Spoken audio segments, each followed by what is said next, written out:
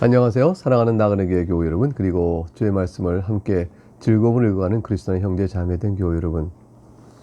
오늘 우리가 읽을 이제 하나의 말씀은 스가랴서입니다. 앞으로 스가랴서를 1장부터 14장까지 매일매일 한 장씩 읽어가도록 하겠습니다. 스가랴서는 학개서와 같은 시대에 쓰여졌습니다. 그러니까 주전 538년에 바사왕 고레스가 해방령을 내리죠. 그래서 1차 포로 귀환이 이루어지게 됩니다. 그들이 이제 가나안 땅에 돌아왔는데, 예루살렘 돌아왔는데, 그들을 향하여 학개에서는 성전을 건축하라, 재건하라 명령을 내렸었죠. 같은 내용으로 스가랴서도 절실하고 시급한 성전 재건을 하라고 격려하고 독촉하는 내용을 담고 있습니다. 스가랴서는 특이하게 하룻밤 사이에 8개의 환상을 봅니다. 그 환상을 중심으로 하나님께서 선민을 박해하는 대적들을 심판하실 것이고, 또 성전 재건을 도우실 것이라, 그리고 선민이 마침내 하나님의 백성들이 승리와 영광을 누릴 것이라는 이런 말씀의 내용들을 제시해 줍니다. 굉장히 힘이 되는 거죠. 그리하여 성전을 재건한 일을 박해하는 그런 대적들에 맞서서 성전 재건의 일을 끝까지 고단하여도 이룰 것을 주께서 말씀하시고 또 위로해 주는 말씀이라 할 것입니다. 1절을 보면 다리오 왕 제2년 8째 달에 여호와의 말씀이 이도의 손자 베레기야의 아들 선지자 스가랴에게 임하니라 했습니다. 스가랴가 어떤 자인지를 설명하고 예언의 계시가 있었음을 밝히는 서론이죠. 이르시되 내용을 보겠습니다. 1절부터 6절에는 먼저 회개를 권면하시네요. 2절 여호와가 너희 조상들에게 심히 진노하였느니라. 그러므로 너희는 그들에게 말하기를 만군의 여호와께서 이처럼 이르시되 너희는 내게로 돌아오라. 만군의 여호와의 말이니라. 그리하면 내가 너희에게로 돌아가리라. 만군의 여호와의 말이니라. 즉 귀환한 하나님의 백성들에게 이전에 포로로 끌려갔던 너희 조상들과 같이 행하지 말 것을 하나님께서 경고의 말씀을 주십니다. 이것은 이들을 사랑하여 이들이 같은 죄에 빠져서 어리석게도 다시 멸망하는 일이 없도록 하기 위한 하나님의 간절한 말씀의 계시요 권면이라 말씀할 것입니다. 내가 너에게 돌아갈 것이라. 너희가 조상과 같지 않고 너희가 내게로 돌아오면 내가 너희로 돌아가겠다. 하나님의 약속하신 말씀에 따라서 가나안 땅으로 돌아온 이스라엘 백성, 남유다 백성이 어떻게 하나님을 따라갈 수 있을까요? 하나님께서 당연히 돌아와야겠죠. 그래서 만군의 여호와의 말이라 내가 너에게 돌아가리라, 이 말씀이 얼마나 복된지 모르겠습니다. 하나님께서 그들과 함께 하겠다는 약속을 이렇게 다시 한번 확인해 주신 것이죠. 4절에 너희 조상들을 본받지 말라 하셨습니다. 옛적 선지자들이 그들에게 외쳐 이르되 만군의 여호와께서 이와 같이 말씀하시기를 너희가 악한 길 악한 행위를 떠나서 돌아오라 하셨다 하나 그들이 듣지 아니하고 내게 귀를 기울이지 아니하였느니라. 여호와의 말이니라. 강팍하여 하나님의 말씀에 그렇게 돌아오라 말씀하셨지만 회개치 않는 자들에는 하나님의 말씀 그들의 사례를 들어서 주의를 주십니다. 너희 조상들이 어디 있느냐? 또 선지자들이 영원히 살겠느냐? 6절 내가 나의 종 선지자들에게 명령한 내 말과 내 법도들이 어찌 너희 조상들에게 임하지 아니하였느냐? 임하였다는 것이죠. 그러나 저들이 듣지 않았습니다. 그러므로 그들이 돌이켜 이르기를 만군의 여호와께서 우리 길대로 우리 행위대로 우리에게 행하시려 뜻하신 것을 우리에게 행하셨도다 하였느니라. 이와 같이 하나님께서 포로 세대에게 회개를 권면하신 말씀 끝에 이제 7절부터 17절에 첫 번째 환상, 8개 환상 가운데 첫 번째 환상이 제시되어집니다. 7절 다리오 왕 제2년 11째 달 고스바월 24일에 이도의 손자 베레기야의 아들 선지자 스가랴에게 여호와의 말씀이 임하니라. 어떤 환상일까요? 8절 내가 보니 한 사람이 붉은 말을 타고 골짜기 속 화석류 나무 사이에 섰고 그 뒤에는 붉은 말과 자줏빛 말과 백마가 있기로. 환상이죠. 한 사람이 붉은 말을 타고 있다고 했습니다. 사람같이 보이시는 분, 어떤 분이 붉은 말을 타고 있는 것이죠. 하나님의 위엄과 영광 가운데 계신 상징이죠. 왕권의 상징입니다. 사라의 모습을 나타내시는 여호와의 사자, 이분이 곧 성자 하나님께서 이 땅에 육체로 오시기 이전에 우리들 가운데 사라의 모습으로 보인 환상이라 볼 수 있습니다. 붉은 말, 그 뒤에 나온 자줏빛 말, 백마 같은 것은 다 이 왕이 붉은 말 탄 한 사람, 그분 왕적인 권세 가진 그분이 부리는 수행하는 수행자들이 타고 있는 말들입니다. 그 휘하에 쭉 많은 수행자들을 데리고 있음을 보여주고 있는 것이죠. 자, 묻습니다. 9절에 내가 말하되 내 주여 이들이 무엇이니까 하니 내게 말하는 천사가 내게 이르되 이들이 무엇인지 내가 너에게 보리라 했습니다. 내 주여 이들이 무엇이니까?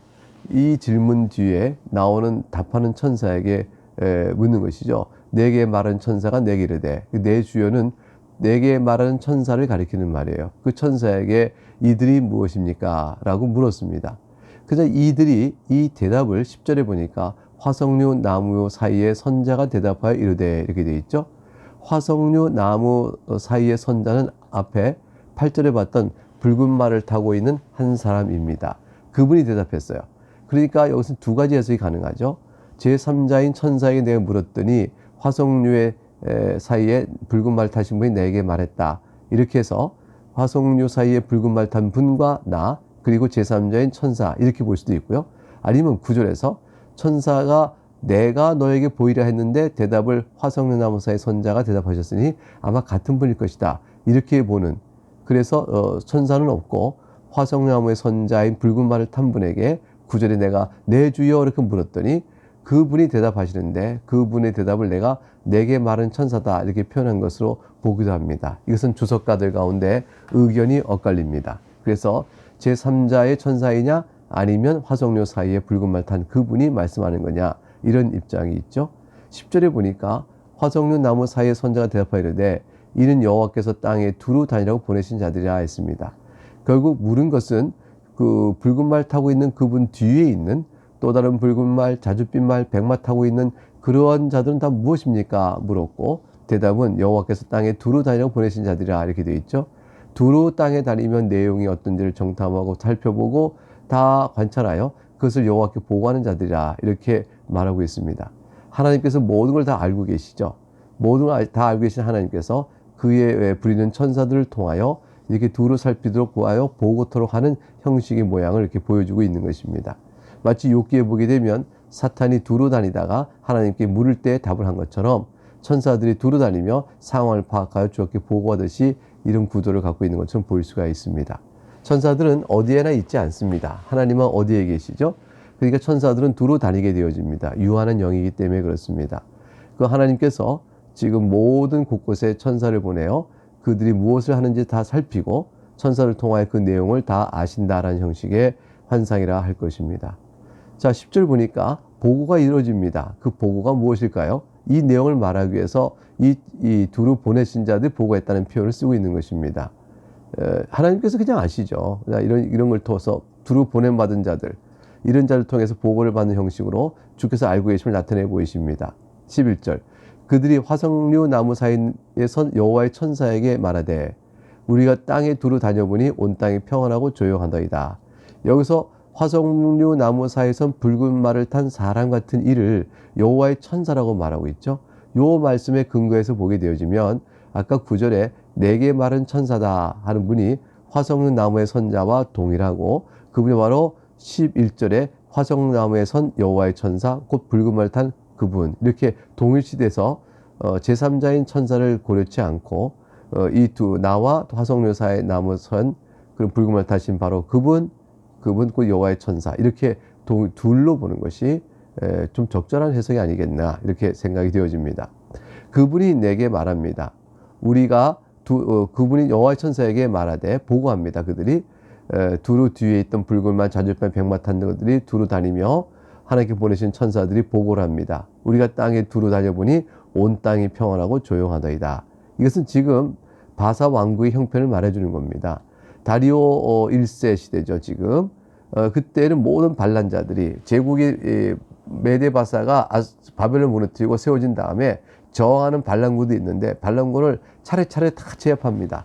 마지막에 다 제압해서 이제 바사 왕국이 정치적인 안정과 평화를 누리고 있는 그러한 태평성대의 모습을 보고합니다.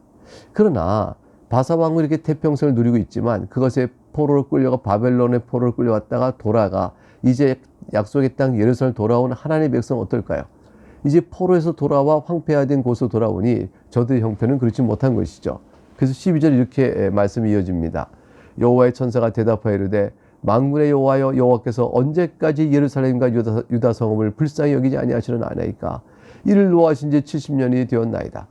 즉 하나님께 노하셔서 포로로 끌려가신 다음에 다시 돌아왔지만 아직도 예루살렘이 재건도 안 되고 성전도 재건도 안 되고 아주 황폐하게 되어 있으니 주여 불쌍히 여기서 저들을 도우시사 저들이 성전도 재건하고 성읍도 다 단단히 세워서 다시 나라의 위용을 찾을 수 있도록 주여 도와주시옵소서 라는 뜻입니다. 노하신 70년이 되었나이다 함이 이것은 예레미야의 예언으로 해서 70년 후에 돌아온다는 약속의 말씀이 이미 때가 되었으니 주여 도와주시옵소서 라고 말하는 것과 같습니다. 불쌍히 여기시 아니하시려나이까, 예루살렘과 유다 성읍을 불쌍히 여기지 아니하시려나이까. 이 불쌍히라는 단어는 참 모성애적 표현이에요. 왜냐하면 이 자궁이라는 단어에서 나온 표현이거든요. 그러니까 자궁 안에 있는 그 아이를 향한 모성애적 사랑으로 어찌하여 유다와 예루살렘을 긍휼히 여기지 않으십니까? 이런 표현이에요. 그래서 하나님은 되게 강하고 남성적인 보호의 능력, 전능하심, 부성애적 사랑으로 많이 표현되지만, 이런 곳곳에 성경 보게 되면 내 자궁 안에서 내가 그를 품었다, 이런 식의 표현처럼 굉장히 모성애적 사랑을 또 보여주기도 합니다. 하나님의 우리를 향한 사랑에 인간 편에서의 부성과 모성애적 사랑을 다 동원하여 하나님께서 우리를 얼마나 사랑한지를 표현하고 있는 성경의 다양한 다채로운 풍요로운 표현이라 할 것입니다. 유다가 바빌론의 1차 침입으로 굴복했던 때가 주전 605년입니다. 그리고 고레스 왕이 해방령을 내렸을 때가 538년 또는 537년, 돌아올 때는 537년 가나안 땅에 온 것은, 그러니까 537년과 605년 사이에는 근간 한 68년, 약 70년 가까운 세월이 있죠. 그 기간이 되었다는 말을 하고 있다고 보기도 하고요. 또는 완전히 멸망한 게 바벨론에서 남쪽 유다가 완전히 멸망한 게 주전 586년이거든요. 그때로부터 제2성전이 완공된 것이 주전 516이니까 딱 70년 사를 봅니다. 이때로 보기도 하죠. 어찌됐건 천사가 지금 이렇게 천사가 대답하여 왕군의 여호와께서 언제까지입니까? 라고 외칠 때는 아직 유다 백성들이 예루살렘에 돌아왔지만 모든 것을 다 온전히 회복하지 못한 아주 어려운 처지에 있는 그런 형태인 것을 보고 불쌍히 여달라고 말씀하고 있는 거죠.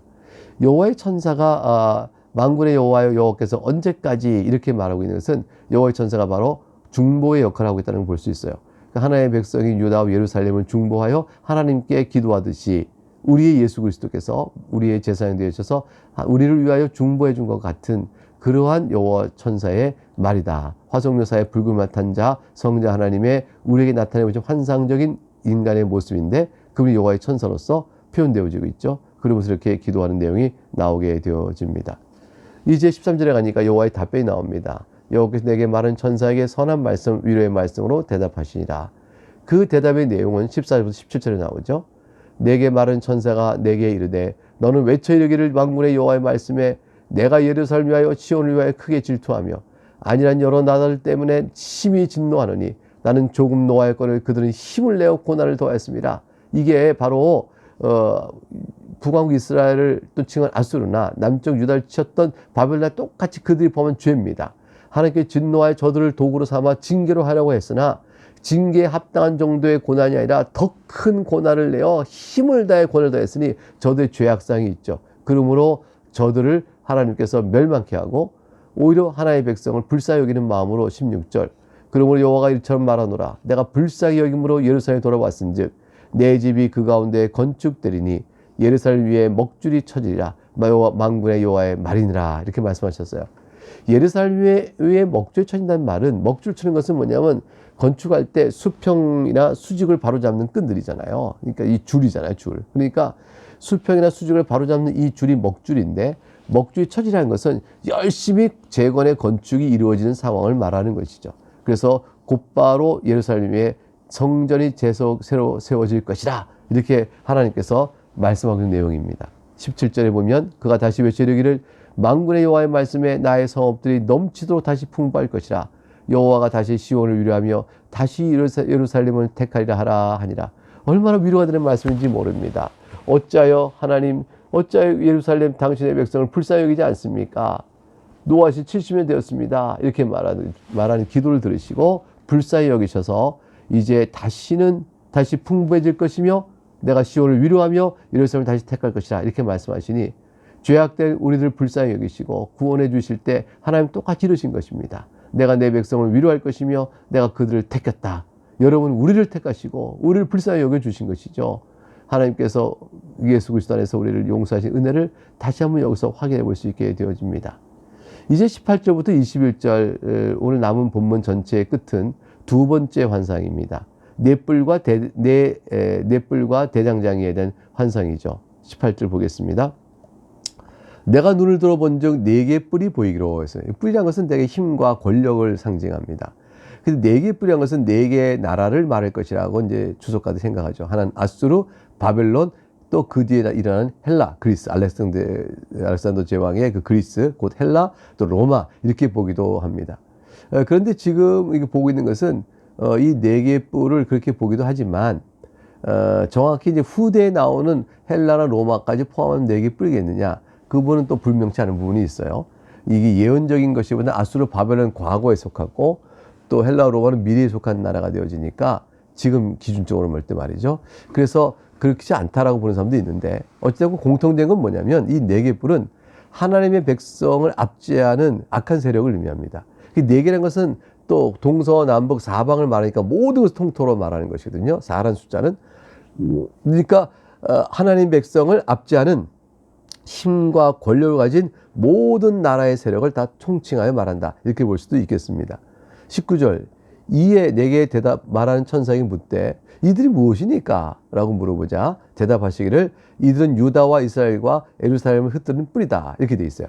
그러면 유다와 이스라엘과 예루살렘을 흩뜨린 뿔은 두 가지 나라죠. 하나는 아수르였고 하나는 바벨론이었습니다. 이 아수르와 바벨론 상징된 네 개의 뿔, 즉 하나님의 백성을 핍박하고 또 공고하게 하고 또 무너뜨리고자 하는 악한 세력의 세력들, 아수르와 바벨론 상징되어진 모든 악한 세력들, 이걸 이렇게 말한다고 볼 수가 있겠습니다. 그럼 이들을 하나님께서 어떻게 하실까요? 심판하시죠. 20절 그때 여호와께서 대장장이 4명을 내게 보이시기로 4명의 대장장이 등장합니다. 21절 내가 말하되 그들이 무엇하러 왔나이까? 대답하여 주시되 그 뿔들이 유다를 흩뜨려서 사람들이 능히 머리를 들지 못하게 하니, 즉 유다를 쳐서 그를 다 흩어버리니까 그들이 수치와 억압을 당하여 포로로 끌려가니까 어떤 저항도 못한 채 머리를 땅에 박고 질질 끌려가고 눌려있다.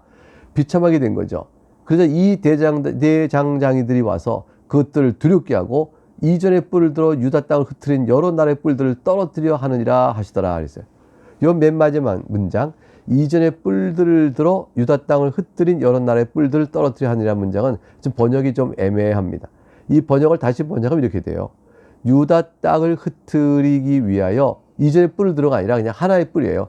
뿔을 들어서 올렸던 여러 나라의 뿔들을, 즉 여러 나라의 뿔들을 떨어뜨려 하느니라 라는 뜻이에요. 그러니까 유다 땅을 흐트러뜨리려고 사용한 악한 세력이 하나의 뿔이에요. 이게 마귀적 성격을 의미하는 겁니다. 그 악한 세력 하나를 들어 올렸던, 그걸 받들었던 여러 나라의 뿔들, 그게 이제 아수르나 바벨론 같은 여러 나라가 되겠죠. 그런 나라들을 하나님이 쳐서 떨어뜨리기 위해서 4명의 대장장이를 보냈다라고 말하는 것입니다.